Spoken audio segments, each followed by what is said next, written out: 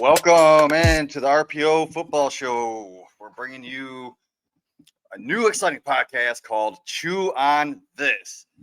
We're going to get spicy. We're going to give you stats, anything. We're blowing it up, man, just like bubblegum, right? I'm your host, Big Game James. We got a special host, a guy that I knew from going for two, Father Dynasty, Chew Russell. What is up, Chew? Tell us a little bit about yourself and your background. What's up, Jamie? Yeah, I was gonna say I'm glad we're finally getting to do something together like this. I think it's gonna be a good project to be, and I've been big into fantasy, but definitely into Dynasty in the last. I think my first league I ever got into was 2018, but then after getting into that a little bit, I'd started a podcast that I'm not currently doing anymore, but happy to be doing this one with you here, and I've got a Substack at fatherdynasty.com that I do some writing there and do some stuff over at Going for Two also. So just anything and everything fantasy. That's awesome. You started at Going for Two, right? Yeah, that was the first because I did my own website very briefly and then it became just a whole. I was like, I want to just go somewhere where it's kind of like I can kind of work on the writing, and yeah, Jeff has been the man. Yeah, I remember last year I used to always listen to your Father Dynasty podcast in the morning when I wake up, going to work. It was great.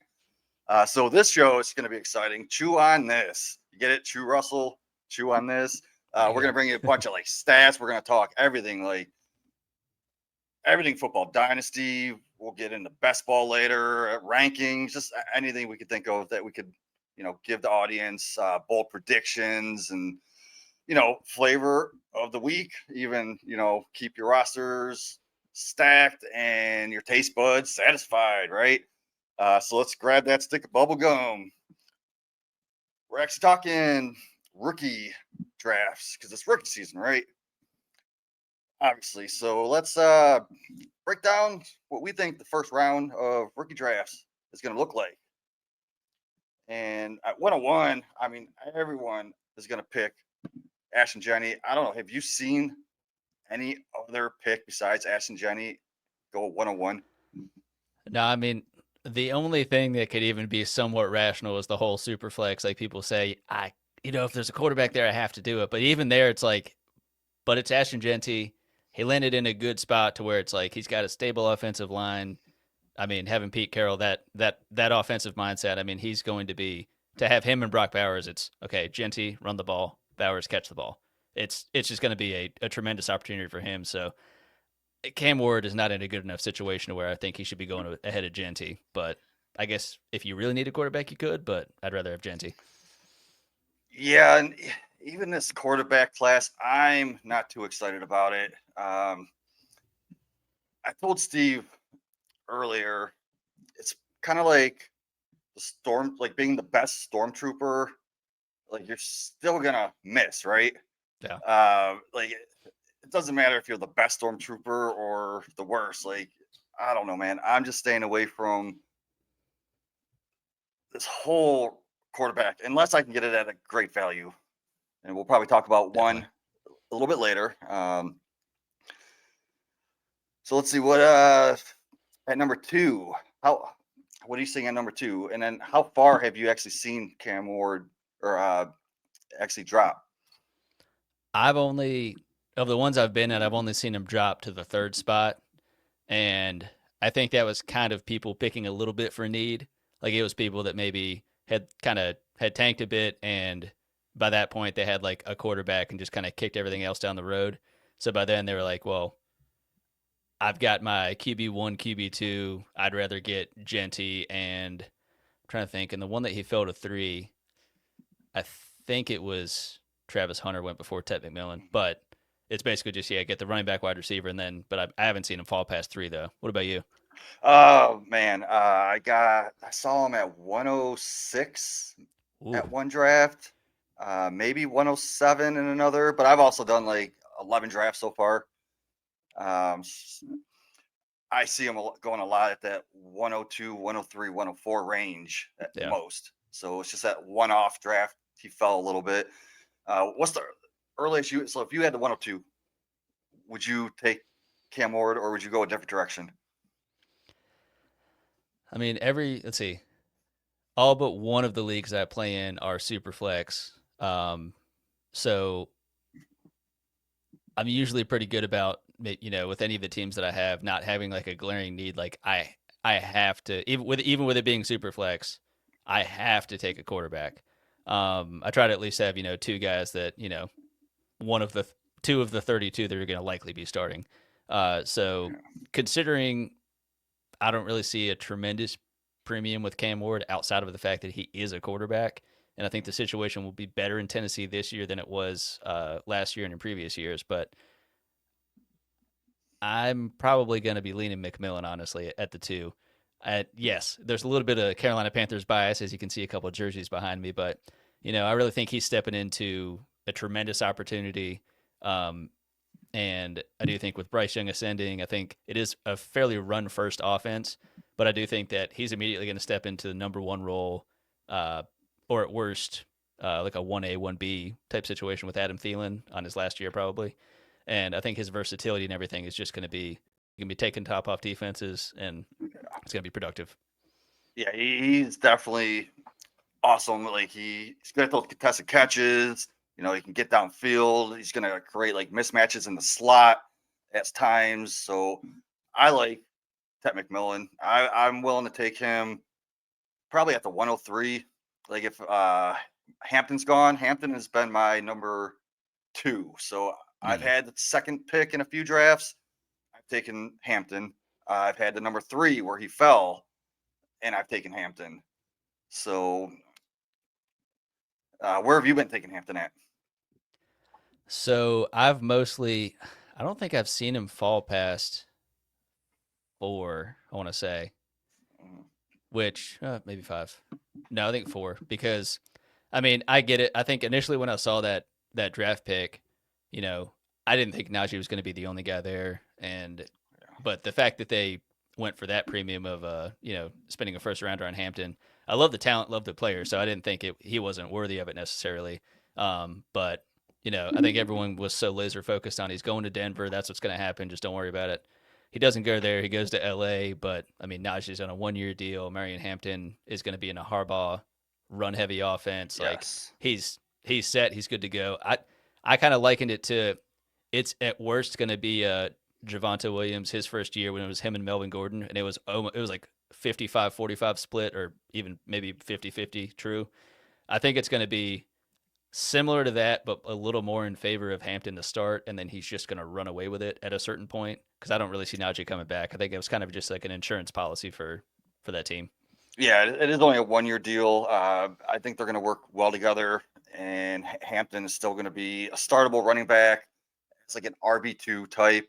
I would lower Najee, because I had Najee in the RB2 spot before the draft, but I have to move him down now as like a flex option or like the RB3. So, yeah, it's pretty much chalk, I believe, in most of my drafts. Then we got, who is it, Hunter? Where have you been seeing Hunter going in yours? He's been interesting. I feel like with how so many people were talking about before the draft, and it was also before we had a real landing spot, and before we had any bit of, he can play both, but what is the team and the coach he's going to say what they want for him? Because they're the ones signing the checks, and they're the ones that are giving him the jersey to play, so they get to decide. And I think the Jaguars showing that willingness to trade up that and spend that much to get him, and then immediately are talking about, we're not saying he won't play both ways, but he's going to be a receiver to start, and then we'll kind of figure out the rest. So that's a clear indication of, it's Liam Cohen. So it's just like, he's not going to risk anything to, he's the offensive minded guy. So he's like, well, I'm going to go get myself an offensive weapon. So if he can help on defense every now and again, that's great. But I need someone with Brian Thomas Jr. So I think that's great for them. And I think, he's probably not going past, I think I saw 106 was the latest. I think that was probably just a weird draft for people being leery that they thought, maybe he was going to be playing a little more two-way than just wide receiver. But I have him just right behind Tet in terms of just kind of where I see him. Like I can see a path where he gets enough targets and he's explosive enough and utilized well enough in that offense to have a tremendous, season and career. But I do have some concerns that he's stepping in right behind Brian Thomas Jr., who just got there last year, and I don't know if he's going to usurp him in targets. It could be close, but I don't think he will. I think they're going to be one of the best duo wide receivers for the future. I mean, we're talking Mike Evans, Godwin type numbers that they're going to put up. They could both be top 12, like certain weeks, But yeah, I do have that concern. Like if he only plays like 40 to 50% of snaps one week, you might only see like 5-6 targets, catch what 3 or 4 of them, go for 60 yards and a touchdown. I mean, it's still good, but he could also go for 3 catches, 40 yards, and no touchdown. So I do want to see it, but I have taken Hunter over Tet in a draft, and I've taken Tet over Hunter in another draft. So I just flip-flopping back and forth between those two. But you got to mix it up a little bit. Exactly. Diversify your portfolio. When I have 27 teams, so we'll see how that works out. Yeah. But there is one guy. Who is your next guy on the list that you would go after? I don't feel great about this because I do kind of consider him I considered him one of my losers of the draft, and it's really just relative to what I was hoping for him. But I do have Treveyon Henderson next, just in terms of what I was seeing. I did not pick him at this level, but just kind of with what I've seen so far, that's kind of where I was seeing him picked. I'd seen some people. No, there's one that I think somebody picked him over Hampton, which blew my mind. I've seen it. That's yep. And like I've seen podcast hosts that are like well known take Henderson above Hampton. And that's a tough spot. I mean, it's not only the fact that, like, if I see even a very good running back, and again, I do think he is a good running back, but I know with he's a bit smaller, but I know he plays bigger. He's good in pass pro, which again will keep you on the field 100%. But going to New England, that offensive line is absolute dog shit, and I think Drake May was kind of he was learning to kind of navigate that throughout the latter bit of the season when he was playing. But I think if you do that, and you have Ramondre, who I think can handle that, but with Treveyon, again, it's not just his size and thinking he's just gonna like fold like a chair. I think he can handle a decent workload. But when I envisioned him being a 3-down back, I could have seen it maybe a little easier in a more stable offense with a better offensive line, where I feel like he wouldn't have to create so much right out of the backfield. So I'm hoping it will go well, but I think it's going to be more of like a 1B explosive kind of element out of there that will be really volatile for fantasy. Yeah, I like it for long term. I have him as my overall running back 8 in my rankings, like right by Jonathan Taylor. But I do think he's probably going to start a little slow because he's going to split with Stevenson, so for long term, I think that team's growing the way they're building around Drake May. I love Treveyon Henderson. He's so well rounded too as a running back. So I also have him at that same spot. And I think in a draft, I even took Henderson over Tet in one league just because I needed a running back pretty bad, and that was at the 105. So after Henderson, what are you looking at? So I think this is where it gets a little more interesting. Yes. It can still be fairly chalky, I think, for some, but there's been enough kind of variance in the ones I've been into where it's like this kind of feels like you can kind of pick your guy, or this is where it can kind of diverge. Like I have Judkins on here as the next one. Same. Yep. That would probably be the chalkier. Like it makes sense. He's solid draft capital. He's kind of the de facto. He's the one. No offense to Samson. I mean, it's just the path is clear, very clear for him of what he's going to be able to do. I think there's not too much, when you're spending a first round pick in fantasy, kind of the same thing in the NFL draft. It's like, it's not like you can't take on someone where there's a project or there's a little uncertainty, but it's like, you don't want to miss on a first round pick in Dynasty. It's like, you want that guy to be the starter in the future, ideally, of your team, not he might have an opportunity, but if not, it's just going to blow up in your face. So I think he's kind of the next guy there. Yeah, I like that. He's in my top 10. He's at 10, actually, 2 spots behind Henderson. So I want you to chew on this. I have Judkins and redraft. If I was drafting a redraft, I'd rather have Judkins over Henderson. But in Dynasty, I mean, they're very, very close. But I'm still going Henderson over Judkins. Just I know Judkins doesn't have that long speed. He's more of that bruiser type. So I like my guys that can catch balls. I think Judkins is actually underrated pass catcher. He probably can do it. I just don't know how often they're gonna use him because Samson is a better pass catcher, I think.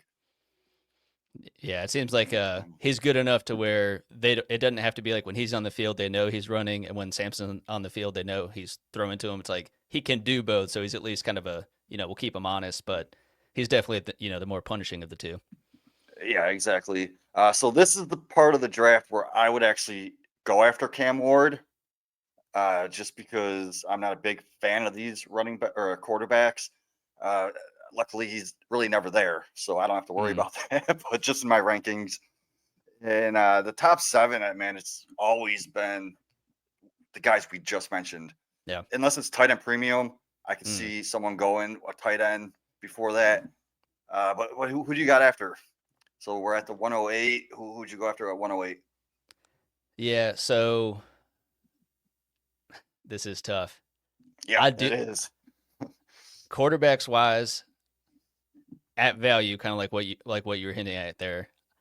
I do like Dart. I think this is probably this is the earliest I've seen him go, and the earliest I would be even remotely comfortable doing it.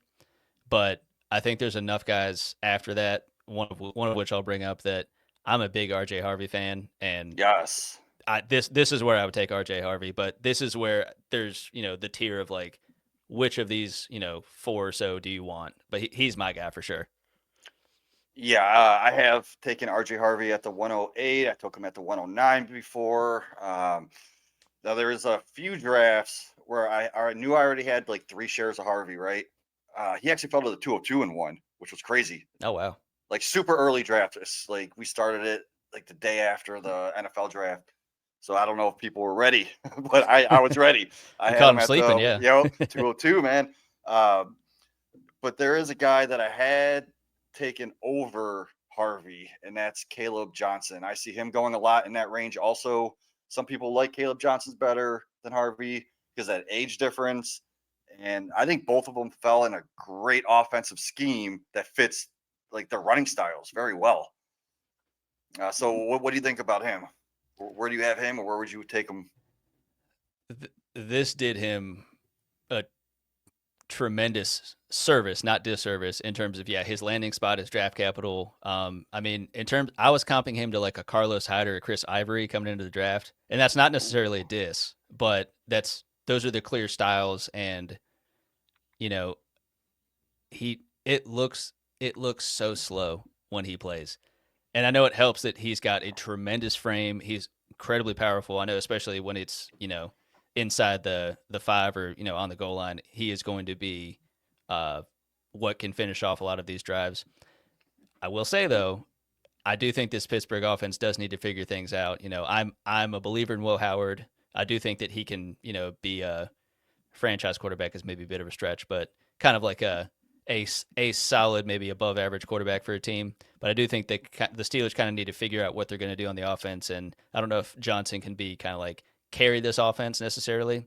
But, they draft Najee in the first round a couple of years ago, let him leave, and then basically pick Najee more or less 2.0 2 rounds later, a couple of years later. So they get the same guy cheaper. And I mean, we know the Steelers are definitely a powerful, ground and pound type of offense. So it'll be interesting to see. I don't know how this is going to go for them, but I'm very intrigued by it. All right. Is there any receivers or tight ends that you would take over Kaleb Johnson? If it's not premium, no tight ends, or not tight end premium, no tight ends. I'm not super high on Ebuka. At least for him to be over Kaleb Johnson, I think he'd be kind of like a right behind that in terms of getting drafted. So I think he's like a true back end of the first wide receiver. And then once we get into the second, I think I'm probably going to get a little froggy with some of my guys. But That's great. So I was in a draft today, probably about an hour ago. I was at the 110. It was only a 10-team league. I won the championship, obviously. Nice. I always do. But, so I actually took Ebuka over Kaleb Johnson. Mm. I also had the 202. So what? 2 picks later, Mm. and I was thinking if Kaleb falls, I'll take him right there because I mean I could have easily took Kaleb first and then took Ebuka because the guy went Loveland. Mm. It's a little tight end premium point, Okay. only half a point. So, but I do love Ebuka, man. Like you got to think, dude. Think of the guys: Garrett Wilson, Chris Olave. You have JSN, Marvin Harrison, Jeremiah Smith. We'll see in a few years. Mm-hmm. All dogs, right? And those are the guys that Ebuka played with. And Ebuka is the Ohio State record holder for most yards and most receptions for Ohio State. Like, dude was a 5-star recruit coming out of high school. He had a 76% catch rate. When the quarterback targets him, the quarterback rating is 121.4. So he doesn't drop passes. Like, that's top shelf liquor right there, man. Flavorful bubblegum. But like, he looks clean. He's technical to me, and he's a great route runner. So I'm a fan. I compare him to like that. I know we have to maybe sit on him for a year because he's going to be the number 3 in that offense. He's still going to play over Jalen McMillan, I think, or at least they'll split some time. But Mm. how often is Chris Godwin and Mike Evans on the field at the same time? Not very often, right? How healthy is Chris Godwin coming back from the injury? We don't Yeah. know. So I think people are saying, oh, you got to wait a year on him. But I think he might surprise a lot of people, or we'll just have to wait for that JSN value. But we're not getting him at where we took JSN at what, the 106 in the draft, 105 in his rookie year. We're Yeah. getting him Something at like the that. back half of the first, sometimes early second. And then I think he's gonna shoot up to the like top 20 for sure. I think, but Yeah. we'll see. It definitely. I think this was definitely kind of a. When I first saw it, I was like, not what are they doing? Like it always helps to have pass catchers and weapons, especially in that offense. Baker's going to step back and spin it. I know they got Bucky Irving, and that backfield is kind of rounding out a bit, but it is a very vertical offense. So I got it from that aspect. But then I was like, well, this is probably the indictment on Chris Godwin's health going into the season. Again, not saying that he just won't play this year, but just meaning like if they want to comfortably ramp him up, they have Ebuka, someone who is very versatile and is just a tremendously tough, hardworking guy to where he can also be on there for rushing downs. He can block. Yeah. He can Yep. just do a bit of everything to where they aren't concerned with like, all right, you're a niche vertical guy, but when we're running, you don't have enough sand in your britches to be able to actually block somebody on the outside. But I mean, he can do it all. So I think it felt like a very like safe, solid pick, especially considering it was towards the kind of the back half of the first in the NFL draft. So. Yeah, and I still love that first round draft capital. And Baker's a dog, man. He was top 5 quarterback the last couple of years, right? Mm-hmm. So I love the quarterback situation, and he does play a lot of slot in college, but people don't know that he could play on the outside. The only reason he played slot a lot is because he was playing with top dogs, Yeah. on the outside, and so I think he could play that like flanker role if he needs to. So I like it. Mm. So where are we at now? When are you targeting these tight ends and non-tight end premium? So in non-tight end premium, no, I brought him up already, but I guess I didn't solidify of taking him. I would still take Dart before I'm taking a tight end, but it would Yeah. basically be Okay. Dart, and then it's going Loveland pretty much right after that. Um, but definitely tight end premium would switch that up a bit. Yeah, I love Dart. Dart is my QB1 of this class. I Mm. just think his rushing upside is up there. The way that he like runs while keeping his eyes down the field, that's going to help a lot and give us more fantasy points. Plus, he's connected to Malik Neighbors. That's awesome. Yeah, he's going to probably have to sit a year. So I look at him at the 109. I haven't taken him there just because I like the other guys better. But I've seen him fall into like the 201, 202 sometimes in a 12-team league. Crazy. I'll take him there all day. Mm-hmm. Yeah, I'll even try trading for that spot because Bo Nix Same thing happened to him last year. He was falling to the 202, 201 at times. I even got Bo Nix at the 205 in one draft. And like, yeah, that was crazy. Oh, chew on this, man. Sorry, but I turned Christian Watson and Kamani Vidal into Bo Nix during the What? draft. Yeah, Wow. he fell to the 205. So I traded Christian Watson and my 401, Mm. and that was Kamani Vidal. So then I traded Bo Nix and my 110, which was Loveland, and got 101 Genty, Tony Pollard, and 401, which was Harold Fannin. Man. So I Just really track those transactions and be like, yeah, I just made a lot. I pretty much traded my 110 this year, right? Christian Watson and Kamani Vidal for Genty, Pollard, and Fannin. See, we're Man. playing. You got to tune in because we're playing chess here, not checkers, boys. Right? This is why it's good when you have a couple years to let this shit play out to where it's like, no, but this draft here, like this trade turned into this once it was all said and done. That's crazy. Yeah. So I just think Dart can kind of have that Bo Nix value, increase down the line. So yeah, what pick are we at now? Kind of in Let's see. Like the end of the first, beginning of the second, right? Yeah, pretty much, yeah.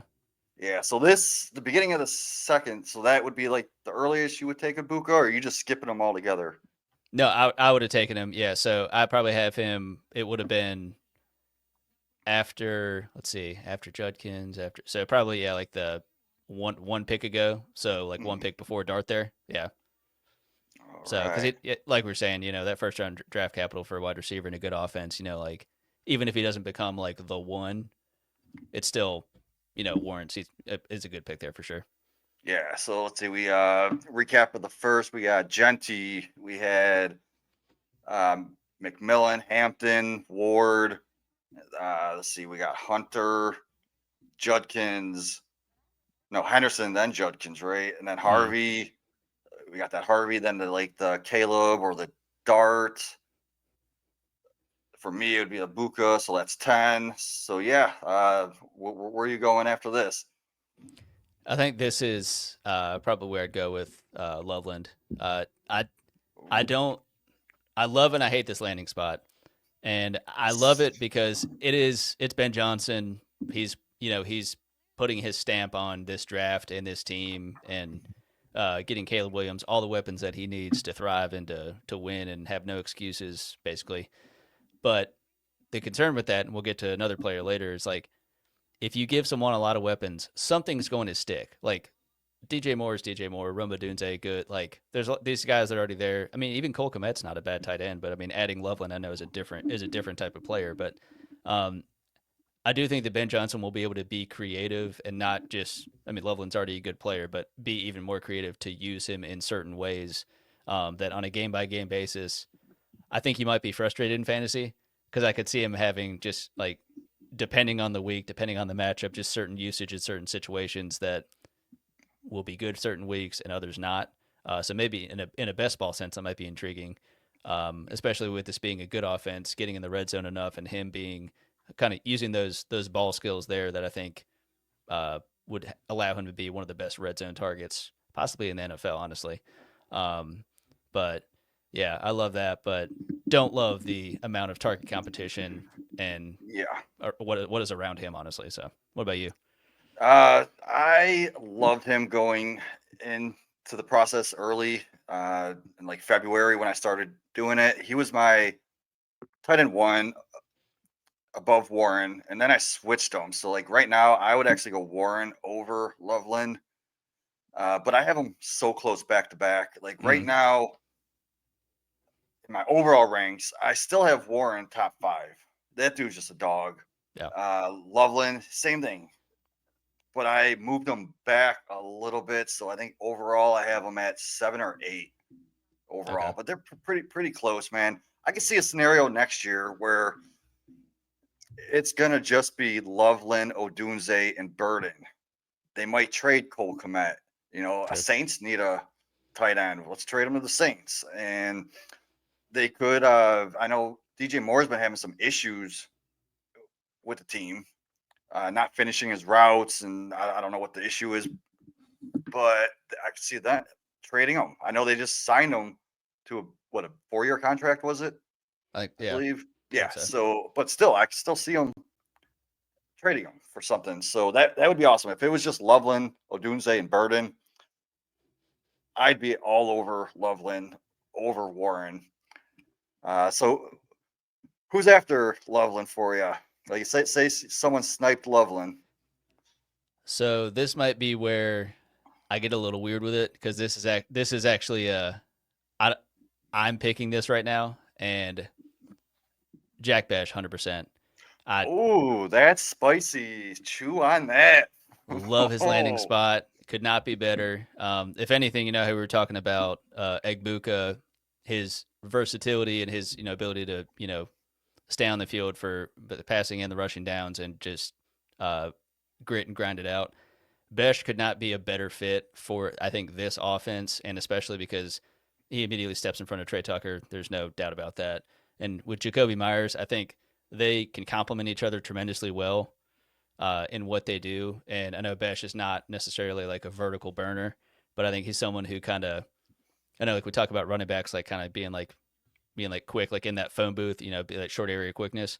I think Besh has that and is tremendously physical. Like he's that old school physical receiver and just has that grit to him. Like he reminds me not necessarily in true talent and everything, but like just like a physical Anquan Bolden. Like those are the kind of receivers that I miss that I feel like are not as common nowadays that can actually like get this draft capital and win like this. And again, I'm not comping him to Anquan Bolden, but very excited to see him in this offense. Love Geno Smith, so I loved what they were doing there. So I think that Besh can be a sneaky, like kind of probably back end wide receiver too, when it's all said and done. Which may not seem sexy, but I mean, when we're getting into the second round, I'm okay with that. Yeah, that's spicy, man. I do love Besh. I target him a lot, but not this early. There's like a few receivers that I like a little bit over him, but he's been falling to me a lot in that mid-second round. Mm. I'll take that all day. So who So do you got? well, one thing with Besh too, Jacoby Myers. This is his last year on his contract, so he's not going to be there going forward. Mm. So I do love taking the shot on Besh. I think he's going to be used right away. And then when Myers leaves next year, he's going to get even more targets. So I love that. But I go Matthew Golden next. I've been getting him a lot. I've seen him go late first in a few, but usually that when you get to that 201, that's where Golden falls. Mm. And I love Matthew Golden, man. I know people don't like that landing spot in Green Bay, right? I don't mind it because people are like, oh, there's 5 receivers there. But no, he's one of the better receivers they have now. I said that he would make a great Robin to like a elite X receivers Batman. Mm. But now he's going to have to step up and he's going to have to turn into Nightwing quicker than Robin did. Yeah. So he's going to get those deep balls. Like, dude's a burner, man. I like him. I think he's going to thrive. He's got Love throwing him the ball. I know first half of the season, Love blew it up, but then they started running the ball the second half, so he kind of fell off a little bit. But who's to say they don't throw the ball even more? You know. So I love that for Golden. Where would you put him? I actually had him as the next guy right behind Okay. Besh. Yeah, Okay. Cool. it's another one kind of where like I didn't love the landing spot, but it's draft capital. I do like talent wise in terms of I know Josh Jacobs talking about this offseason. Hey, we need that wide receiver one. I remember that was just kind of hanging in my head throughout the draft of like as this pick was coming up, it's like I have to believe they're going wide receiver, but who is it going to be?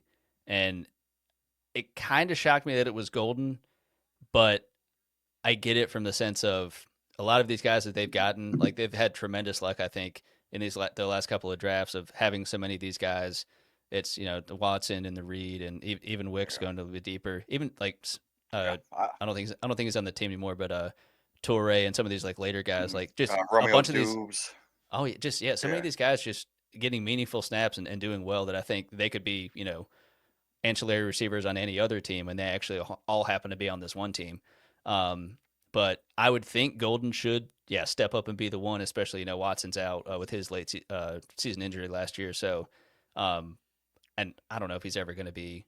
He feels like he's just the DJ Chark, just the oft injured like 1 year yep. deals, just be hurt all the time. So, I Yeah, like if he that can for stay Golden. healthy, Yeah, like he has those quad issues because his quads are so big or something. But I yeah, heard he has been working with a specialist, but then he goes out and gets hurt again. yeah. So, So we're still working.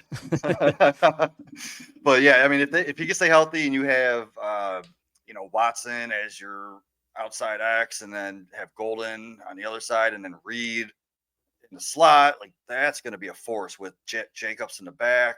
Mm-hmm. I mean, that's a Super Bowl team right there. If they Mm-hmm. can just get an actual X receiver to help out, like just get rid of Yep. Watson. I don't think he's ever going to stay healthy. Yeah. So with these next picks, like I have so much trouble with these next three receivers off my board. I don't know what to do. I've gotten shares of each of them in different orders. So do you know who I'm talking about? Oh, very much so. I've got. Yeah. Let's see. Is it three? One, two.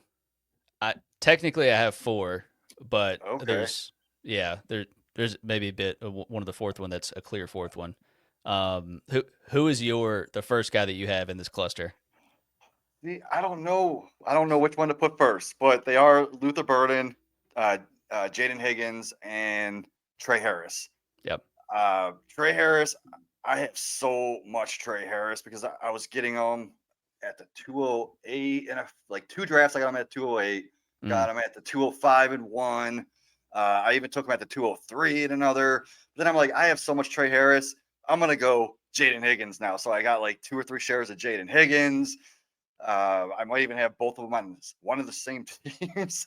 Then I took my first Luther Burden over both of them a couple okay. days ago. And I think it was in Kyle's league. Kyle Senra are going for Mm, 2 family member. And it felt so gross to do it. But I just wanted to, again, to diversify. And maybe a year from now, it can actually look silly with him being here at the 203, and we're going to be like, well, why didn't we just stick with our process in the beginning?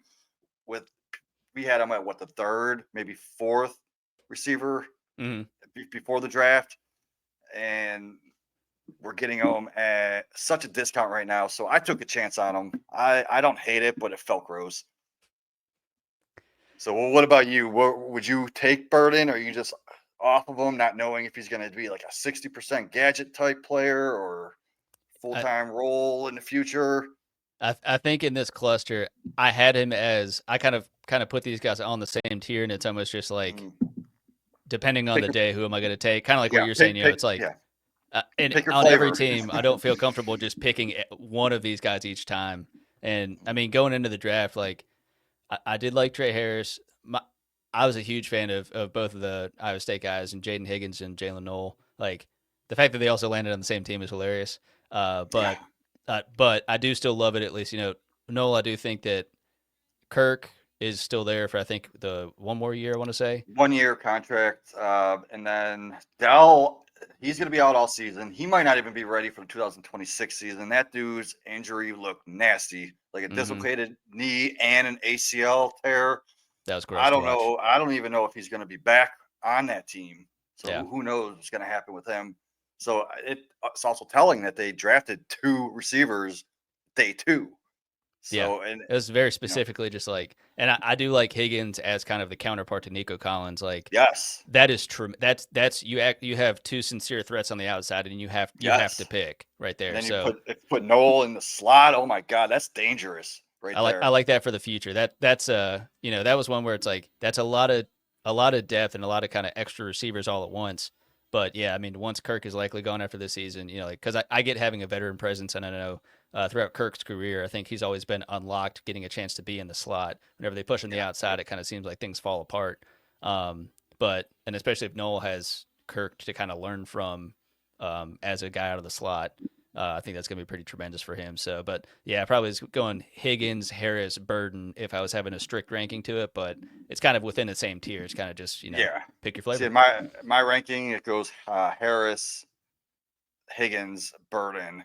Mm, But it's so tough, man. And pre-draft, I had Noel one spot ahead of uh, Higgins, yeah. but now we have to wait a year for Noel. I kind of switched them. They still are close to me, but you're getting a massive value on Noel. I'm looking at a Hmm. team now. I drafted, let's see, 1, 2, 3. I had 105. I drafted Higgins at the 205, and then I got Noel at the 305. And I didn't want to do that, but everyone else got sniped before me. Like Arroyo went one spot ahead, Ferguson went one spot ahead. Those were my targets. I Yeah. just it didn't work out, but it's all right. I'll make it work. I could always trade one. I think Noel will shoot up in value. I still think he's a second round value when he plays full time. So Mm, I'll wait and then flip him. So let's see where we at now. We got the Terror. This is where I would go Besh right here. okay. So I do like Besh after those receivers we talked about. You said you liked them before those receivers, and I could see it. Mm. But there is one guy way down on sleepers list that I kind of like here. Please let it be the Then same person. if you're in a shark league, you have to get him in the second round. There's leagues where I got him in the fourth round because no one knew about him.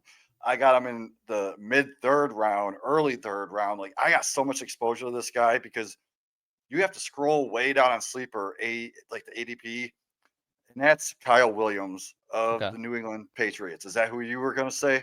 It's not. Oh, it's not. But Oh, I understand why. I have seen him. The same thing. I've seen one where he was back end of the second, and then I saw another one where he was like beginning of like the fourth. I think I'm like that's just such like a huge variability yes. in where he's going. Yeah, I just think they're building something. We talked about it a little bit earlier with like they're building around Drake May, and last year they drafted Polk kind of early. He didn't really work out. I still think he's going to turn into something. He's Mm, got that early second round draft capital, I believe, yep. and they also got Javon Baker last year. I think in the early third, but Javon Baker was just released the other day. So I think they're gonna use Kyle Williams a lot in that offense.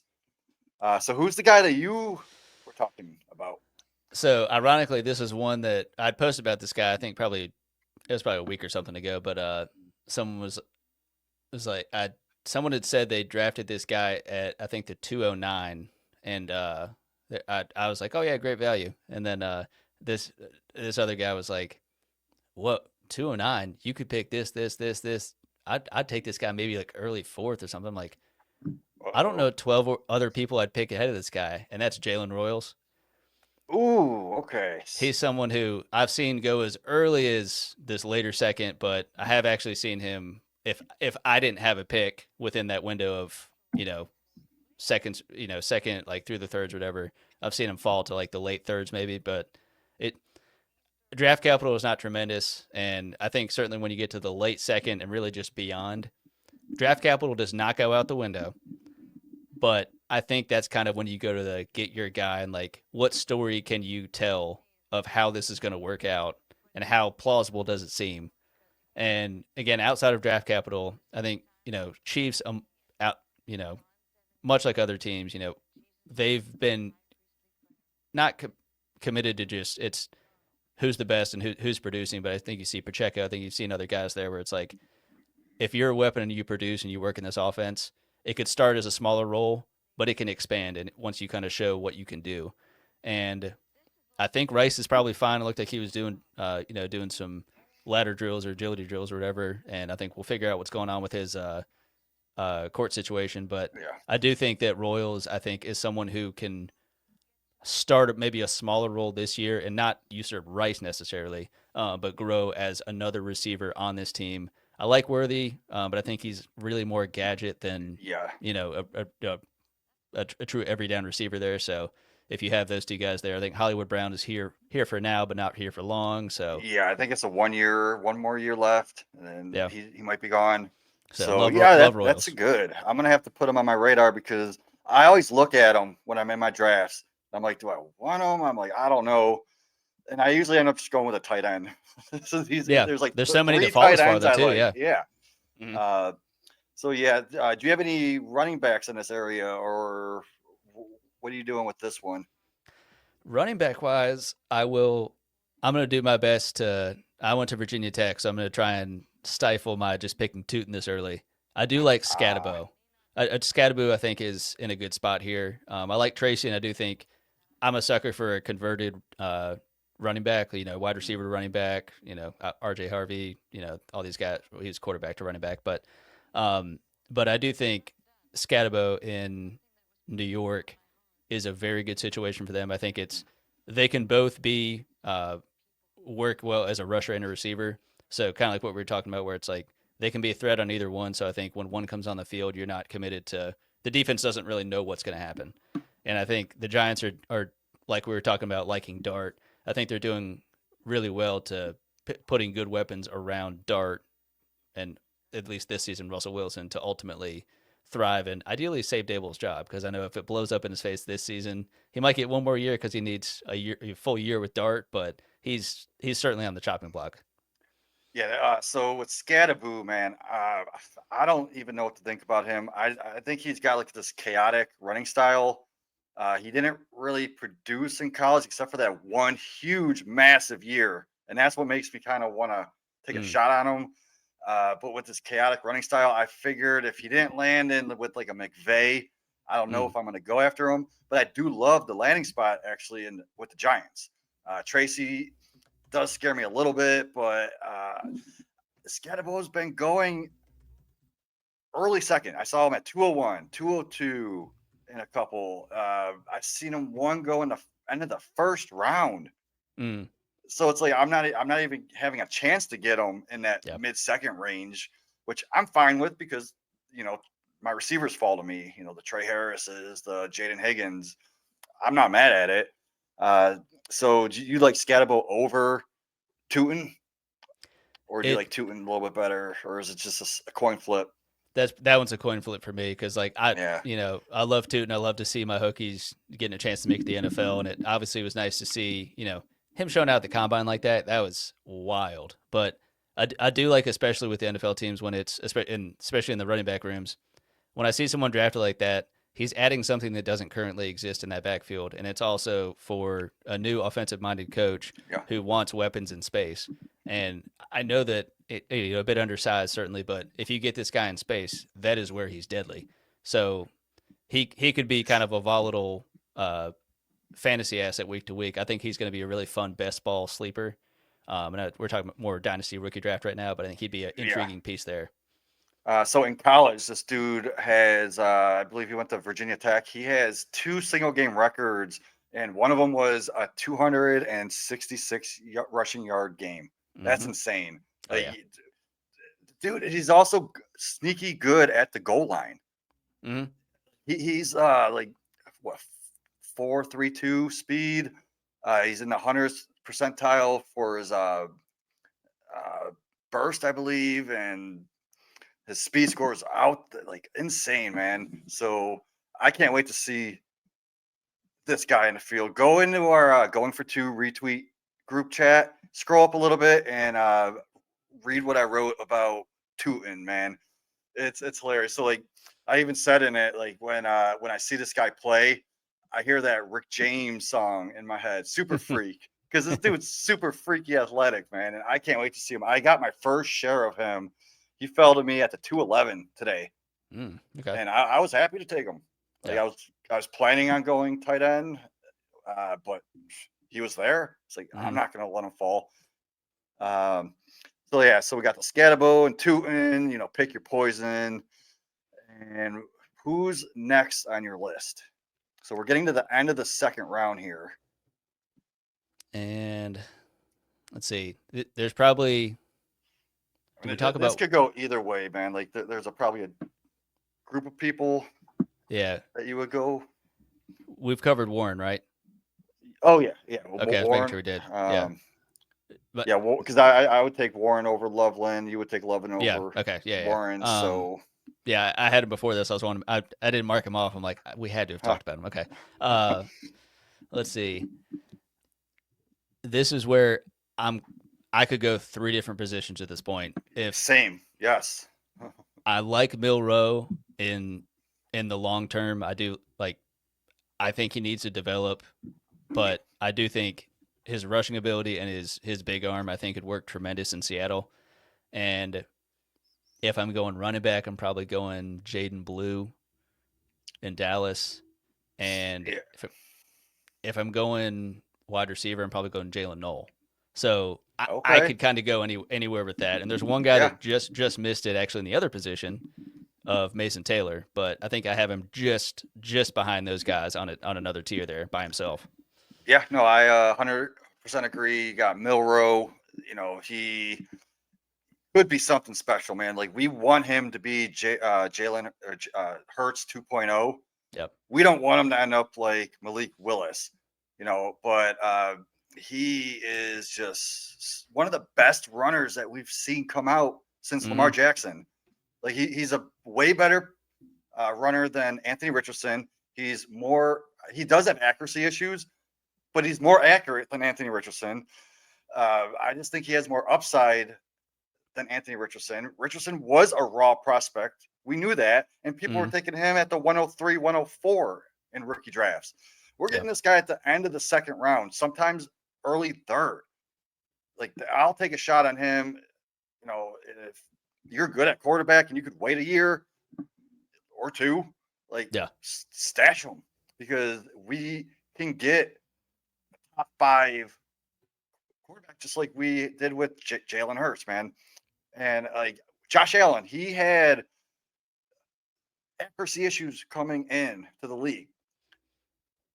His point in his career, I think Milroe is like a little bit better with accuracy than Josh Allen was. So if he could work on that, we're gonna get a stud here in the late second round. If you can get him in the early third, oh boy, yeah, go ahead and do that. And then you mentioned Mason Taylor. He is my next guy on the board. I got a lot of him. Love Mason Taylor. Dude's got, royalty in his blood, man. He grew up around football. Zach Thomas married Jason Taylor's sister. So, like, he's always been around, helping him. And he wasn't super productive in college, but when you could see that he's going to be a stud at the next level, man. And I can't wait for him to watch. We're going to be watching on Sundays right away, and we're going to be like, who is that? Oh, that's Mason Taylor. Why didn't I grab him in early second? Absolutely. Good value. And then who else did you say? Jalen Noel. This is the spot where Jalen Noel, I start looking at him if I don't go tight end. And sometimes I see him fall to the mid third, and I'm all up on that.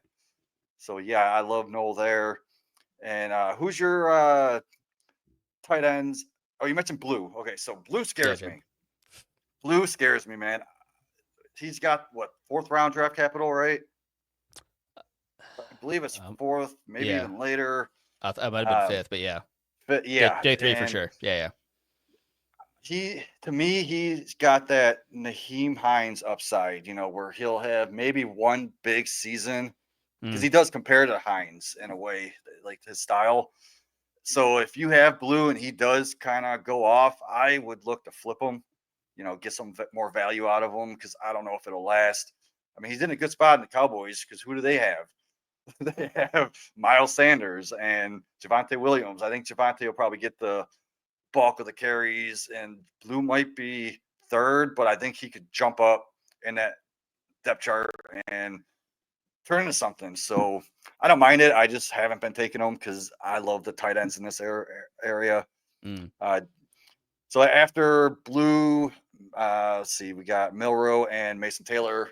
Who are you taking next? So I think now, we're creeping into the 3rd at this point? Yeah, I think we're in the early 3rd right now.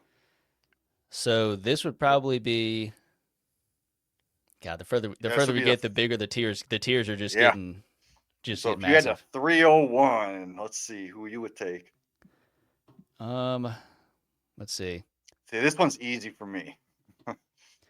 I'm probably going Devin Neal. Okay, I, I don't I, I, do- mind it. I like him in New Orleans. Yeah, I do not like Kendre Miller, and I don't think the Saints at this point do either. I think we've been waiting for who's going to be Kamara's complement, and no one's going to take Kamara's job until Kamara decides to stop playing football. But I do think there is room for someone to be a like de facto number two, like a steady number two. I think they've been searching for that, and I do think Devin Neal can be that.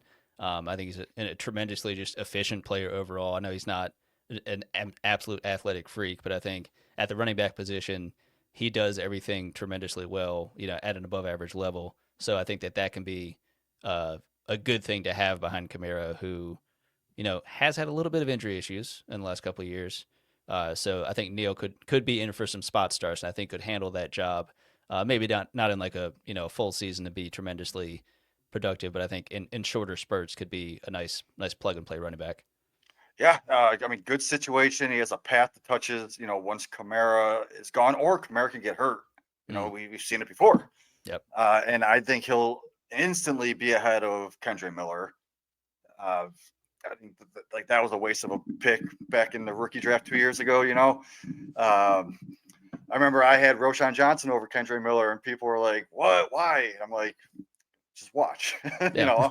I'm from the future. I know this. So Quinshon's in a great spot right now in the backfield behind Swift. But anyway, yeah.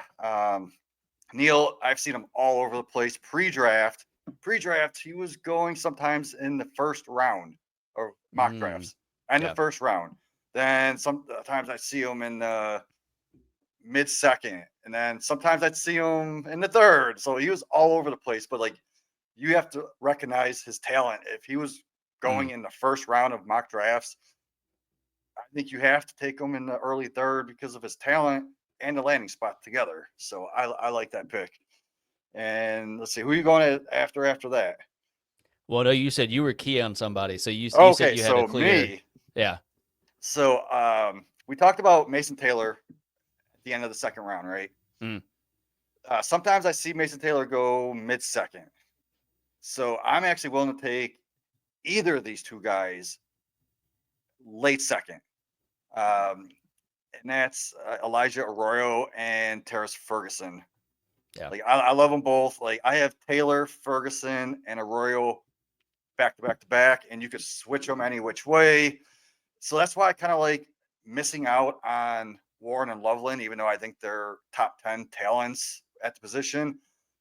I think any three of these guys, Taylor, Arroyo, and Ferguson, could be in that like 15 to 20 range. So a great number two tight end for the future. Maybe they pop up into the top 10. I think Ferguson right now has the best path besides Mason Taylor to see touches immediately. You got Fant in Seattle. So If Arroyo he's not cut. he might get cut. And I think Arroyo is a way better talent than Fant. So I could see maybe halfway through the year, he's working in, he gets used to the offense. Like he could be a value here in the early third rounds where we're taking him. What do you think about Ferguson and Arroyo? Did you compare them to Taylor a little bit? I would say if I can, it would have been Taylor, and he's one who kind of like what you're saying. If it's waiting and not paying up for Loveland or Warren, I got one where I got Mason Taylor at the 212, and I was just like, I didn't have it at that point. It's not pinky for need. It's just like that's a value, and I'm just going to get him there. So had him as the clear third, but probably Ferguson then Arroyo, and it's really more so for if you're in McVay's offense. Higbee, I know they like him. They had re-signed him, but was hurt, and just at this point, I want to say he's like 32, 33. So again, still a good tight end, but I think they're clearly looking for the future. And Ferguson tested well at the combine. I think he's still figuring some things out as a tight end, but I think with that kind of profile at tight end, I think he landed in a tremendous spot in LA to where that can be maximized or have the best chance to be maximized there. And yeah, in Seattle, Roy, I know I think he dealt with some injury in college, but I think if he could put together a healthy season, I'm a fan of AJ Barner there in Seattle, assuming Fant is released. 'Cause I think money wise that probably makes sense. But having both of those guys back to back with Barner and Arroyo, I think would be good for having two tight end set. So Yeah. So, fun fact: Barner, last year he was the number 2 rookie for touchdowns. mm, Number 1 was Bowers, man, and Barner, I think he only had like 3, but still, I yeah, mean, he was the second best rookie for touchdowns. So Barner, I think I started him a couple times even last year. So let's see, we're in the middle of the third round. There's a quarterback that I don't think should fall this far, only because of the draft capital he got, the path to being the starter on the offense, because I don't know what the heck's going on with Derek Carr. His shoulder, he's whining about it. Maybe he just doesn't want to play for the Saints.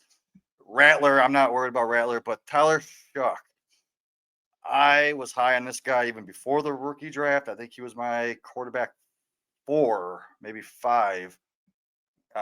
He's big bodied. He can throw different arm angles. He's got that rushing ability. He's got that dog in him. Like, if you go back, there was a game, I forgot which game it was, Clemson maybe. He did his like front flip into the end zone. Like, you can't teach that. Like, he's got that athleticism. I think he can start this year. So like him and Milroe are kind of like back to back for me. Like, if you are a contender, I would go after Shough. But if you're a rebuilder and you could have like room to wait, I think you go after Milroe. So what do you think about Tyler Shough? Is he just off your boards, or is like the mid third around where you would kind of look at him?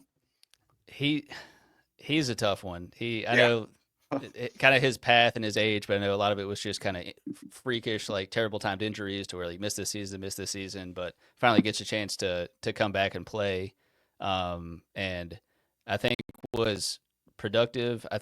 I understand a bit of what the NFL kind of sees of, because I don't think it was blowing smoke that it was just the Saints that were interested. It sounded like there was a number of NFL teams that, whether it was at where he was drafted in the second or not, had a sincere interest in getting him.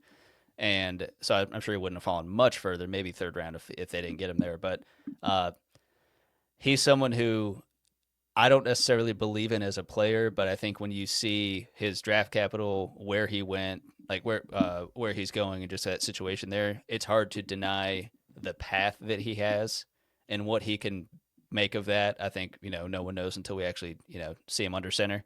Uh, he, I have Milroe definitely ahead of him. I was honestly, even after seeing landing spots and draft capital, I'm really on the fence of, is it Shough or is it Will Howard? And I know that that's a 3 round difference with Will Howard, I think in the 5th, I want to say. But a similar thing in the sense of, I do assume it's Mason Rudolph, and I don't know what's going on with Aaron Rodgers. I don't. He may or may not play football anymore. I have no idea. Yeah. I'm assuming he just won't. But I think he's done. yeah, He, he needs he should sign with the mental institution, man, and just get it over with. I was almost thinking, it's like he's going to do the epitome of ring chasing and like actually wait till like that team that's on the playoff run just gets the Oh, guy, and he's like, I mean, I haven't been getting hit for the last couple of months. I can throw the ball. Like, just let me play for one season. So dude, I could see that. he's gonna wait until this actual Super Bowl and then sign with the team's gonna win, and he won't even play. He'll just get his ring. Hey, by any means necessary. Oh Oh man, man. so we're heading up on the hour mark. You just want to give the list of the rest of your third round? I think we're in the middle of this third round, right?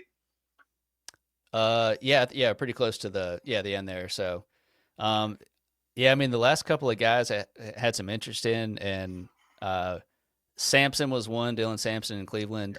Yeah. Um, I know that's pretty clear that Judkins is ahead of him, but I think he does have, a path to some touches there in Cleveland as they figure things out. Another running back, DJ Giddens. I think they've been looking for that second running back behind Jonathan Taylor. I am optimistic for the offense. Is it Anthony Richardson? Is it Daniel Jones? I assume it's Anthony Richardson, and it seems crazy that there would be some, sincere competition. But I get it in terms of just a lot of nonsense going on last season, both on and off the field. It sounds like so they just need to get his head on straight and just focus on football. Probably another one or two guys. Bryant in Denver. Yes, Someone Pat who, Bryant. Yep, yeah, he's rising up. he was definitely with that draft capital. And, I try not to dig into too much of the coach speak. Now, Sean Payton has been a big culprit of that for many years at this point. But, him saying, I kind of see some Michael Thomas. And it's like, I don't see that. I don't watch him play and sit and even remotely think Michael Thomas. But if he has that level of interest in him and thinks that, I think he will get tremendous opportunity in a wide receiver room that, no offense to Devon Vele and those guys, is pretty barren behind Cortland Sutton. So I do think he will at least get opportunity with a very good quarterback in Bo Nix. So I think it's a very intriguing one for him. So what about you? Yeah, I love that. I've been getting Bryant. I got him off waivers in a couple. Nice. Fourth round pick and a few. Now I've been seeing him go around that mid to late third round, which I believe that's Yeah. where his spot should be. Yeah. Giddens, yeah. I mean, if Jonathan Taylor gets hurt, right? I mean, we've seen it before with Zach Moss being a top guy. I think Giddens could do that. Samson, same. I love Samson pre-draft. Now that he's behind Judkins and Ford, I don't think Ford's going to be there much longer long term. So I think that could be like a 1-2 punch with those guys. And if we've seen it with Ford, when Chubb went down, he became a top running back. So I think you could do that with Samson.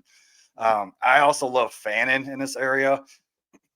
So if I miss out on all the tight ends we talked about, I'll go after Fannin. I think he could possibly play in a slot role, and they'll put Judy on the outside, and then still play Njoku. Like Fannin could be that like big body slot guy to still get some targets. So I think he still maybe get some value, but he's more of a stash. See what happens.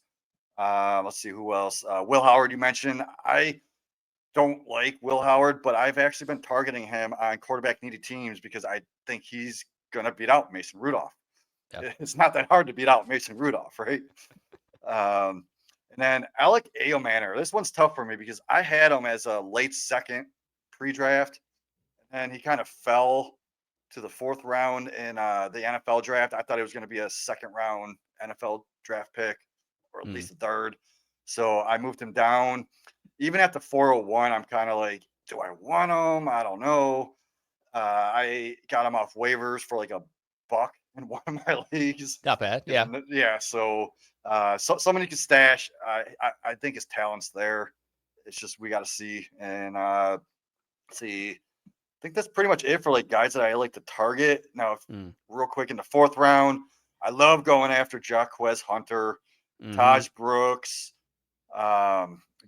Jordan James. I look at, but I never get them. Brashard Smith, I'm not really too interested in it, but I can see a path where he could be like viable. And that's pretty much it for the draft. And after the draft, there's guys that I go after, like Gadsden, the tight end, and the Chargers, because there's Conklin and Disley, like they're getting up there. So who knows? He could be something. I'll stash on my taxi squad. Torrey Horton is very interesting. Love Torrey Horton. Seattle, who do they have? Like dusty old Cooper Kupp, and obviously JSN, but who else? Nobody. You got Horton. If you're really, really deep leagues, you can go after Ricky White in Seattle's offense and stash him, see what happens. But yeah, I think we mentioned almost everyone that you need to target in drafts. Oh, yeah. Now you're ready to go. Go draft. Yeah. Yep. I mean, I'm already done with like 11 of them. I got, 15, 16 more coming up. So I love rookie drafts, man. If anyone else out there has any questions on what we talked about or just in general, we're going to have this show posted on YouTube, Spotify, all that fun stuff. So you can go in the comments and, leave your questions. We'll hop in and answer them like always. So, Shough, tell them where to find you, and we'll hop out. Yeah, you can find me on Twitter at Father Dynasty and check out my Substack over at fatherdynasty.com. And yeah, Jamie, I'm loving this as the first episode, first of many. So where can they find you? Jamie Perog, at Jamie Perog. I keep it simple.